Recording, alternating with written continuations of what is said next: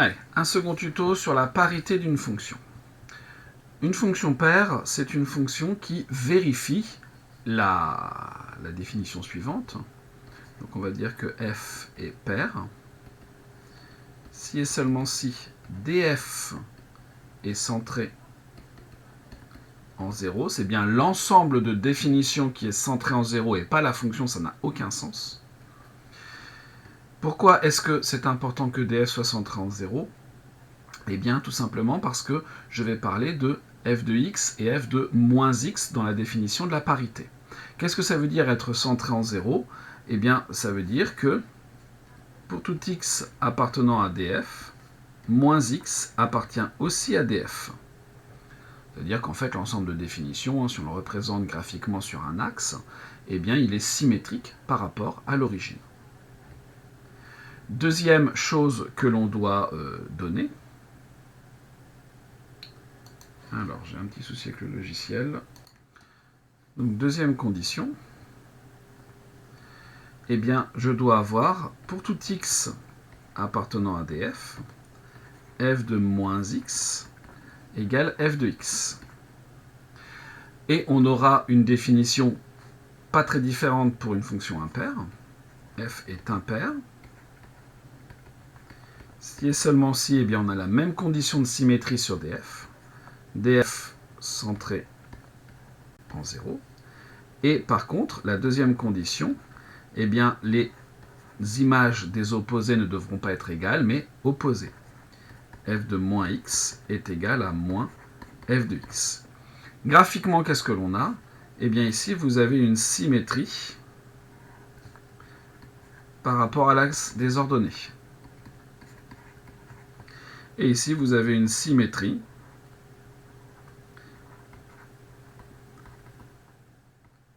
par rapport à l'origine. Évidemment, vous vous en rendez compte, la plupart des fonctions ont des courbes qui ne sont ni symétriques par rapport à l'axe des ordonnées, ni symétriques par rapport à l'origine. Donc ce qui veut dire que la plupart des fonctions ne sont ni paires ni impaires. En d'autres termes, ça n'est pas parce que vous aurez démontré qu'une fonction n'est pas paire qu'elle est forcément impaire. Comment est-ce que l'on fait pour chercher la parité d'une fonction ? Chercher la parité d'une fonction, c'est dire si cette fonction est paire ou impaire. Bon, déjà, si vous avez su la représenter graphiquement, vous avez une petite idée de ce que vous devez chercher. Si vous savez que la fonction est impaire parce que vous l'avez vue graphiquement, pas la peine de chercher à prouver qu'elle est paire, ça ne sert à rien. Vice versa, si vous avez vu qu'elle était paire, pas la peine de chercher à prouver qu'elle est impaire. Par contre, évidemment, si vous pensez qu'elle est ni l'un ni l'autre, il faudra mettre en défaut les deux assertions. Donc si on utilise une fonction, par exemple, la fonction suivante, je prends la fonction f d'un ensemble df dans R, et qui à x va associer ln de x-1, par exemple, sur x plus 1.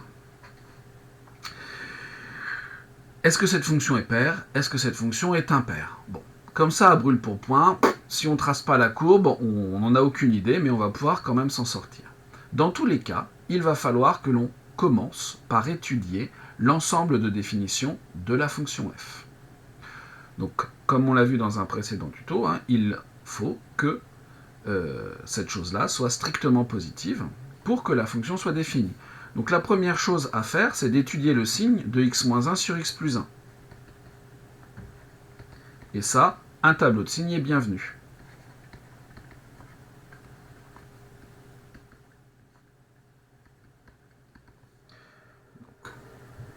C'est une fonction relativement simple, je ne vais pas rentrer beaucoup dans les détails. Le dénominateur s'annule en moins 1, le numérateur s'annule en 1.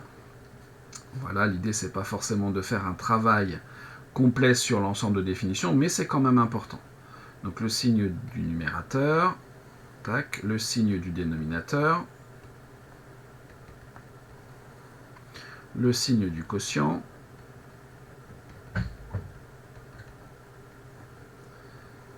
voilà, une fonction affine, tout ce qu'il y a de banal, qui s'annule en 1, voilà. Ici, on a une annulation, mais en moins 1. Donc on va avoir 0 ici, moins, plus, plus. Et donc ici on aura plus, valeur interdite. 0.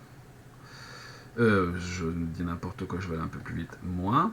Ici, on a donc 0, et ici, on a plus. Donc il faut que la fonction soit strictement positive. Il faut que le x moins 1 sur x plus 1 soit strictement positif. Conclusion de tout ça, f est défini sur moins l'infini moins 1, union 1 plus l'infini. Cet ensemble est-il centré en 0? La réponse est oui. Or, l'intervalle moins l'infini moins 1, union 1 plus l'infini, il est bien centré en 0. Être centré en 0, ça ne veut pas dire que 0 fait partie de cet ensemble de définitions. Ça veut dire qu'il y a autant d'éléments d'un côté que de l'autre, et qu'en plus, ils sont répartis de façon symétrique. Si je représente ça sur un axe, j'aurai 0 ici, j'aurai moins 1 là, j'aurai 1 ici, et mon ensemble de définitions, il est où? Il est ici, et l'autre partie est là. Donc on est bien centré en 0. On a bien une répartition symétrique. Évidemment, ce n'est pas forcément la peine de faire le schéma dans votre rédaction. Ensuite, eh bien, on va regarder si cette fonction est paire ou impaire. Si on n'en sait rien, le plus simple, c'est de se donner un réel x.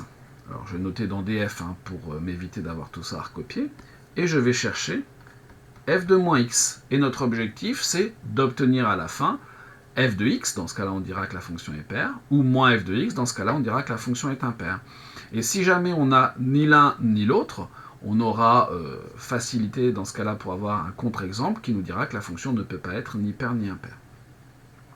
Évidemment, si on vous demande d'étudier la parité, il y a de fortes chances que la fonction soit paire ou impaire, parce que le fait d'avoir cette parité nous permet de réduire l'ensemble sur lequel on va étudier la fonction et d'en déduire l'autre partie que l'on n'aura pas étudiée par symétrie.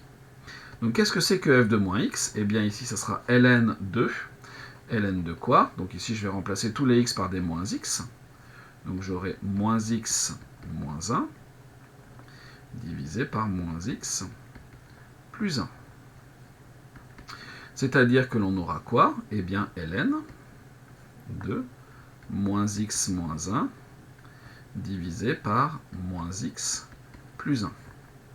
Bon, a priori, ça n'a pas la même tête que ça. Mais je peux multiplier le numérateur et le dénominateur de la fraction par moins 1. C'est pas parce que ça n'a pas l'air pareil que c'est forcément différent.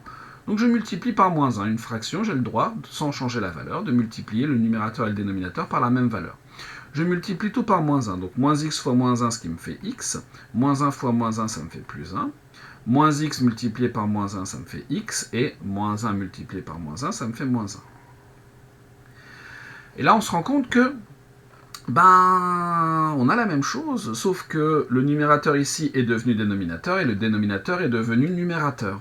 Ce qui veut dire que ici, dans l'intérieur de mon logarithme, j'ai l'inverse de ce que j'avais au départ. C'est-à-dire que j'ai ln de 1 sur x moins 1 sur x plus 1.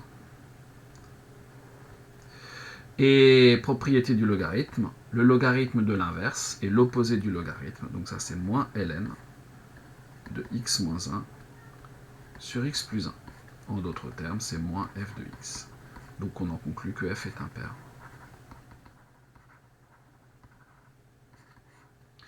Voilà un exemple de recherche de parité d'une fonction.